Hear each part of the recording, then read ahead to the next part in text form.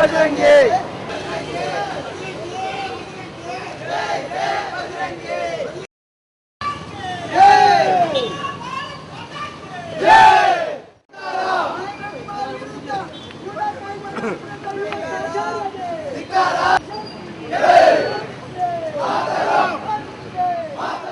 ಈ ಸರ್ಕಾರಕ್ಕೆ ಆ ಸತ್ಯದರ್ಶಿನಿ ಎಂಬ ಪುಸ್ತಕವನ್ನು ಬರೆದವನ ಆ ಸ್ಯಾಮ್ಯುಯಲ್ ಅಂತ ಯಾರಿದ್ದಾನೆ ಅವನ ವಿರುದ್ಧ ಕ್ರಮ ಕೈಗೊಳ್ಳಲಿಕ್ಕಾಗಲಿಲ್ಲ.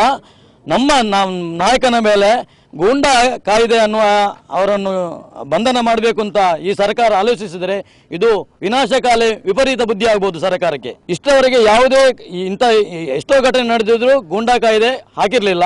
ಇದು ಮಾತ್ರ ವಿಪರೀತ ಆಯಿತು ಸರ್ಕಾರದ್ದು. ಈ ಬಗ್ಗೆ ನಾವು ತೀಕ್ಷ್ಣವಾದ ಪ್ರತಿಕ್ರಿಯೆಯನ್ನು ವ್ಯಕ್ತಪಡಿಸ್ತೇವೆ.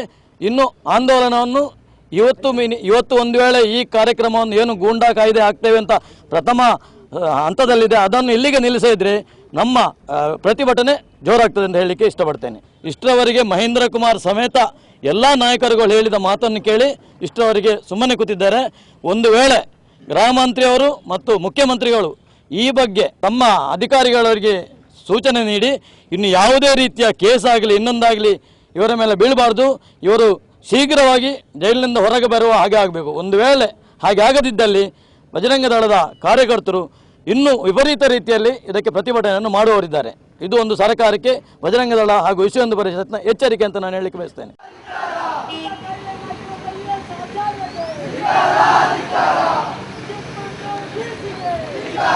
ಧಿಕ್ಕಾರ